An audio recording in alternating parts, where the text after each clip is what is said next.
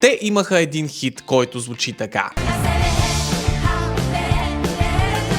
Тази песен 2001 година беше, меко казано, абсолютно навсякъде. Чуваше се от всеки прозорец, чуваше се от всяка кола, продаваха се касети, продаваха се компакт дискове. Обаче след този силен старт, те изчезнаха. Las Ketchup са испанска момичешка банда от 3 сестри, създадена от фламенко продуцента Мануел Кеко Руис. Сестрите се казват Луис, Лола и Пилар Муньос. Те са дъщери на Хуан Мануел Муньос, който е така наречения Ел Томате, фламенко китарист, популярен в тези среди. И тук може би вече виждате защо групата се казва Las Ketchup. Баща им е домат, те са кетчуп. Може би дори не мога да събера в думи колко голяма беше и все още е тази песен Асерехе, част от албума на групата Las Ketchup, Hijas del Tomate. Много силно се надявам, че не съм объркал произношението и на това, но най-вероятно съм. В средата на 2002 година в България мисля, че също този албум излезе. И много ясно си спомням, че толкова много ми харесваше тази песен, че накарах дядо ми да ми купи албума. И той ми го взе един път, втори път, трети път, четвърти път. Защото аз толкова много въртях тази касетка и слушах този албум, че всяка една касетка просто спираше да работи. Самия албум има 11 трака, 3 от които са Асерехе под някаква форма. Много хора се опитват да разберат какво значи. Тук съм за да ви кажа, че не значи нищо. Затова е толкова голям хит. Подобно на Макарена, подобно на Gangnam Style, подобно на всички други такива огромни хитове. Историята е за млад мъж на име Диего, който влиза в един нощен клуб. Диджея на този нощен клуб е негов приятел и пуска неговата любима песен, която е Rapper's Delight. И Диего танцува и пее тази песен, имитирайки я с испански джибериш. Асерехе не значи нищо, но Диего се забавлява.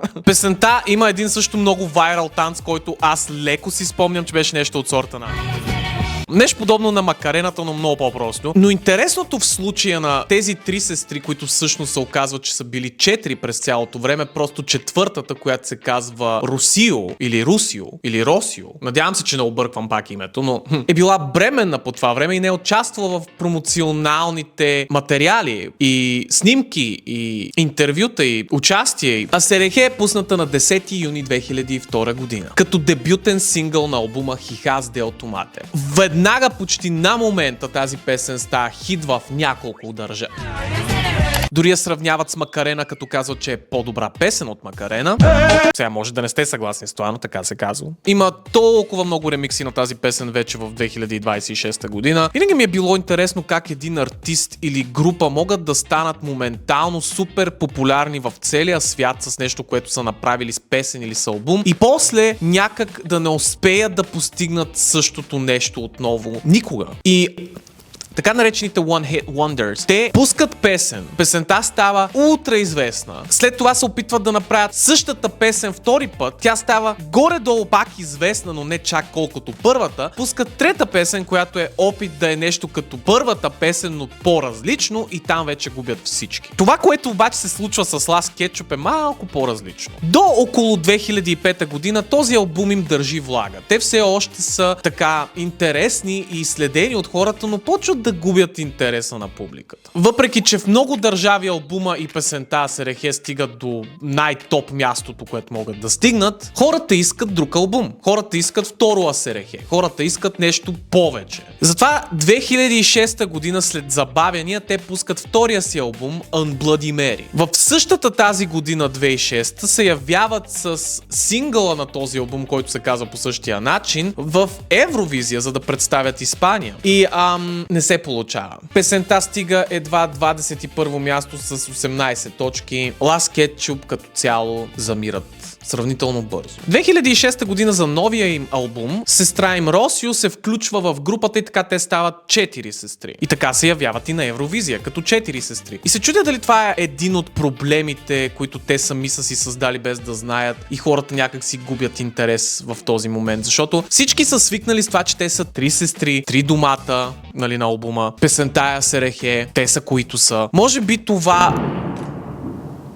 това, че те променят дори формата на групата и я правят по-голяма, не им помага, защото е твърде различно от това, което хората са видели и са чули и са свикнали вече. Може би ако станеш ултра популярен твърде бързо навсякъде, няма как да растеш повече, няма какво да покажеш и да надграждаш. А може би просто групата не е била чак толкова интересна.